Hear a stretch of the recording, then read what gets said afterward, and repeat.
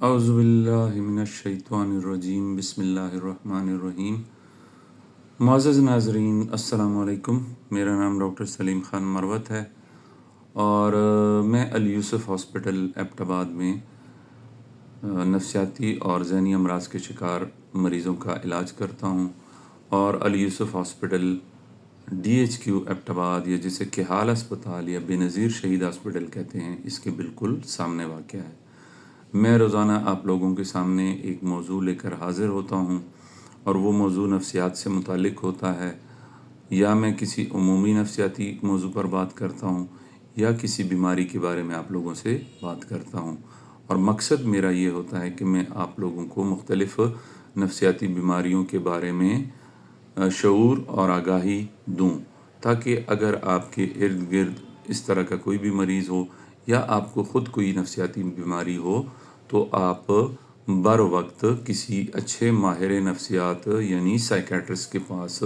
इलाज और मशवरे के लिए जाएं। तो आज जो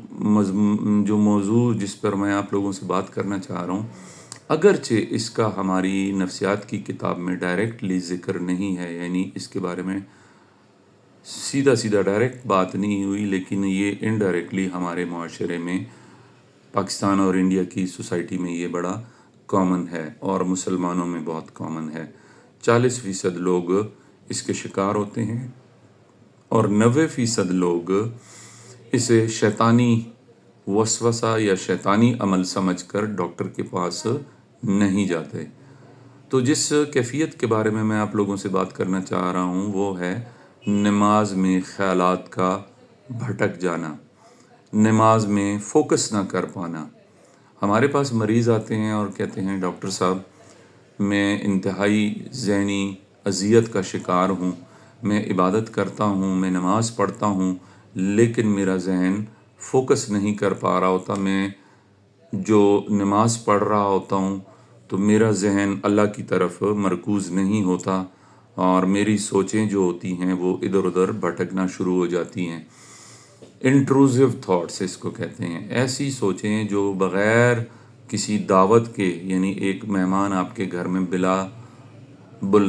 बुलाए आ जाता है, बिला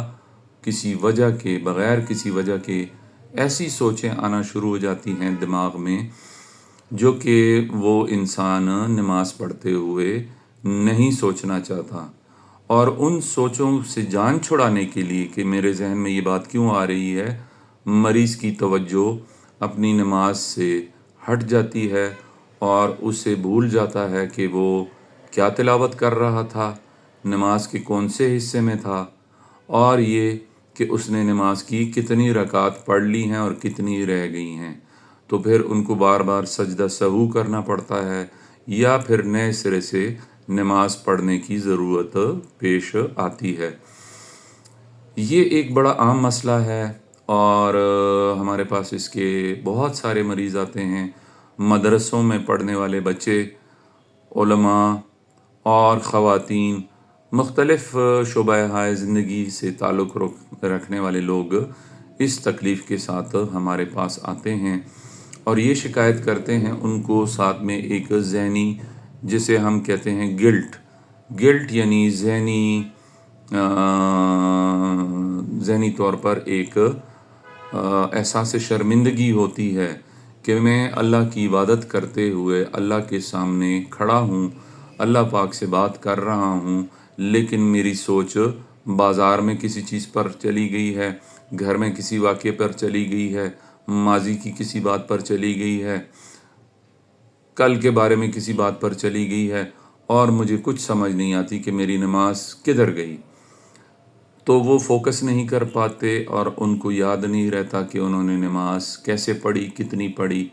और ज़्यादातर मरीज़ इस ज़हनी कोफ्त की वजह से नमाज को बार बार दोहराते हैं। अब ये नमाज बार बार दोहराना जो है उनके लिए बाज़-औक़ात प्रॉब्लमेटिक बन जाता है। वो ऑफ़िस में होते हैं, अगर वो एक नमाज 3 दफ़ा पढ़ेंगे तो ऑफ़िस वर्क रह जाता है। घर में लोग कहते हैं, भाई तुम कितनी दफ़ा नमाज पढ़ते हो, लोग उसको वहमी कहना शुरू कर देते हैं। मुआशरा उसको अजीब नज़रों से देखना शुरू कर देता है कि इस शख्स के साथ क्या प्रॉब्लम है, ये नमाज के साथ क्या करता है। بار بار سجدہ سہو کرتا ہے، بار بار کھڑا رہتا ہے، اس کو رکعت میں یاد نہیں رہتا کہ میں نماز کی کس حصے میں ہوں، تو یہ بڑی تکلیف دہ علامت ہوتی ہے۔ اور اس کے ساتھ پھر مریض کو شدید ڈپریشن ہوتی ہے، اس کو ذہنی دباؤ کا شکار ہو جاتے ہیں، ان کو گناہ کا احساس ہوتا ہے، گلٹ، گناہ کا احساس ہوتا ہے، اور وہ یہ سمجھتے ہیں کہ ہم شاید کوئی ایسا غلط کام کر رہے ہیں کہ شاید دین سے خارج ہو جائیں۔ ان کو انتہائی اضطراب کی کیفیت ہوتی ہے، وہ بڑے بے چین اور ڈپریس ہوتے ہیں، اور ان سوچوں کی وجہ سے جب ان کی نماز خراب ہوتی ہے اور وہ ڈپریس اور پریشان رہتے ہیں تو ان کی نیند بھی ڈسٹرب ہو جاتی ہے، ان کا موڈ بھی ڈسٹرب ہوتا ہے، ان کا کھانے پینے میں بھی دل نہیں لگتا، ان کا لوگوں سے بات کرنے میں بھی دل نہیں لگتا، اور وہ اپنے کاروبار زندگی کی طرف بھی توجہ نہیں دیتے، کیونکہ ہمارا معاشرہ چونکہ بیسیکلی مذہبی معاشرہ ہے، تو ہم مذہبی طور پر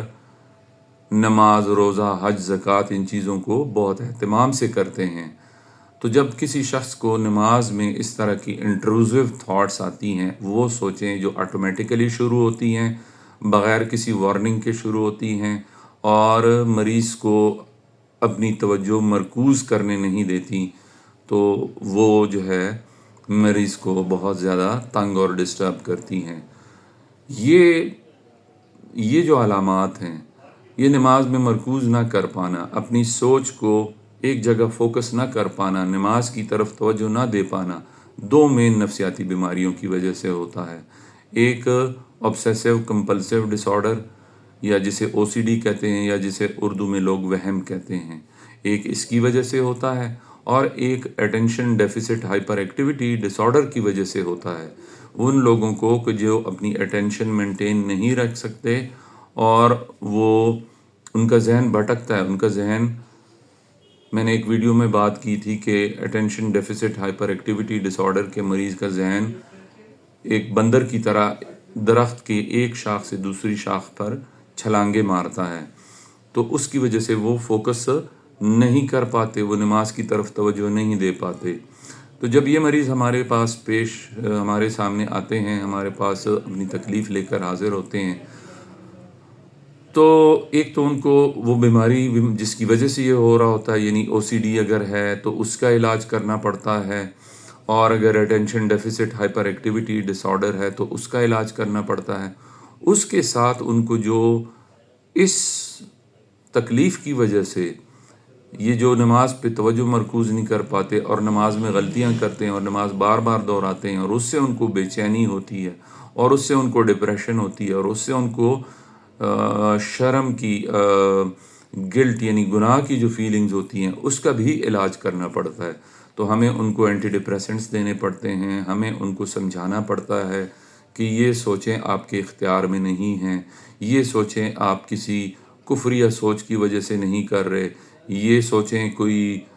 جنات، بھوت وغیرہ کا سایہ آپ کے اوپر نہیں ہے، یہ ایک ذہنی بیماری کی وجہ سے آپ کے اوپر اس طرح کی سوچیں مسلط ہوتی ہیں۔ تو ادویات کے ساتھ ساتھ پھر ہم ان مریضوں کو کلینکل سائیکالوجسٹ کے پاس بھی ریفر کرتے ہیں، اور کلینکل سائیکالوجسٹ ان کو کوگنیٹیو بیہیویئر تھیراپی، جو تھیراپی یعنی وہ طریقہ علاج جو کہ سوچوں کے اوپر کام کرتا ہے، تو کوگنیٹیو بیہیویئر تھیراپی بھی دیتے ہیں، اور ان کو ریلیکسیشن ایکسرسائزز، بریدنگ ایکسرسائزز بھی سکھاتے ہیں، تاکہ جس وقت ان کو اضطراب ہو، جس وقت ان کو یہ تکلیف ہو کہ وہ نماز میں فوکس نہ کر پائیں، تو وہ ریلیکسیشن ایکسرسائزز کریں، بریدنگ ایکسرسائزز کریں، اور CBT کے تھرو ان کی سوچوں کو واپس نارمل لانے کی کوشش کرتے ہیں۔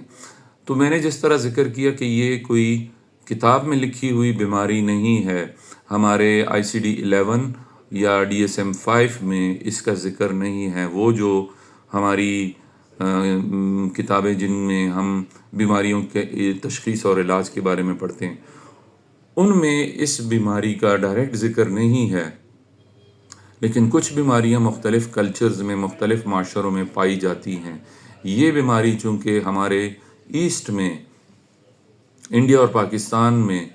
زیادہ پائی جاتی ہے، اس لیے اس کا ذکر لٹریچر میں آتا ہے، اور یہ چونکہ ہمارا معاشرہ اسلامی معاشرہ ہے، اور میں نے جس طرح کہا کہ لوگ نماز، روزہ، حج، زکوٰۃ کو بڑے اہتمام سے ادا کرتے ہیں،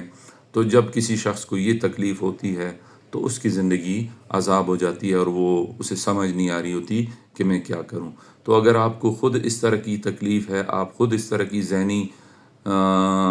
بیماری میں، ذہنی تکلیف میں مبتلا ہیں، تو آپ کو ضرور ماہر نفسیات کو دکھانا چاہیے۔ یا اگر آپ کے گھر میں کوئی ایسا شخص ہے یا آپ کے ارد گرد آپ کے جاننے والوں میں اس طرح کا کوئی شخص ہے، کوئی انسان ہے جو اس تکلیف میں مبتلا ہے، تو اسے یہ کہہ کے کہ یہ شیطانی وسوسے ہیں، یہ وہم ہے، اپنے دماغ کو ٹھیک کرو، اپنے ایمان کو مضبوط کرو، یہ کہنے کے بجائے اسے آپ ماہر نفسیات کے ساتھ مشورہ کرنے کی ہدایت کریں، مشورہ دیں۔ اگر آپ کو خود یہ تکلیف ہے تو یہ سوچ بھول جائیں کہ یہ شیطان آپ کے دماغ میں گھس کے آپ کو وسوسے دلواتا ہے یا آپ کو وہم ڈلواتا ہے۔ یہ ایک بیماری ہے اور یہ قابل علاج بیماری ہے۔ اگر اس کا علاج نہ کیا جائے تو وقت کے ساتھ ڈپریشن پھر شدید ڈپریشن کی شکل اختیار کر لیتی ہے، اور او سی ڈی کی اور بھی علامات، یعنی وہم کی بیماری کی اور بھی علامات شروع ہو جاتی ہیں، اور وقت کے ساتھ مریض بہت زیادہ سفر کرتے ہیں۔ تو امید ہے کہ آج کی ویڈیو سے آپ لوگوں کو یہ ایک نئی بیماری کا پتہ چلا ہوگا، اور اگر آپ کے ارد گرد کسی کو بھی یہ شکایت ہے تو آپ اسے ماہر نفسیات کے پاس ضرور بھیجیں گے۔ تو اس کے ساتھ میں آج کی ویڈیو کا اختتام کرتا ہوں، اور جاتے جاتے میں اپنا پیغام ضرور دہرانا چاہوں گا کہ اپنے ذہن کا، اپنے جسم کا، اپنے دل و دماغ کا، اپنی روح کا لازمی خیال رکھیں۔ انسانی صحت یہ ایک بڑی قیمتی چیز ہے، انسانی جان بڑی قیمتی چیز ہے، اس کی حفاظت کرنا ہماری مذہبی ذمہ داری ہے اور اخلاقی ذمہ داری بھی ہے، اور ہم سے اس کے بارے میں پوچھا جائے گا۔ تو اگر آپ کو اپنے ارد گرد کوئی بھی ذہنی مریض نظر آتا ہے تو آپ اسے کسی بھی اچھے سائیکیٹرسٹ کے پاس ریفر کر سکتے ہیں، بھیج سکتے ہیں۔ ضروری نہیں کہ ڈاکٹر سلیم کے پاس اسے بھیجیں، آپ اسے کسی بھی اچھے ماہر نفسیات کے پاس بھیج کے اس کا علاج کروا سکتے ہیں۔ تو انشاءاللہ کل میں پھر کسی اور موضوع کے ساتھ آپ لوگوں کے سامنے حاضر ہوں گا۔ اپنا خیال رکھیں، اپنی ذہنی صحت کا خیال رکھیں، اور اپنی زندگی کو اچھے طریقے سے گزارنے کی کوشش کریں۔ آپ کا بہت بہت شکریہ۔ کل ملاقات ہوگی۔ اللہ حافظ۔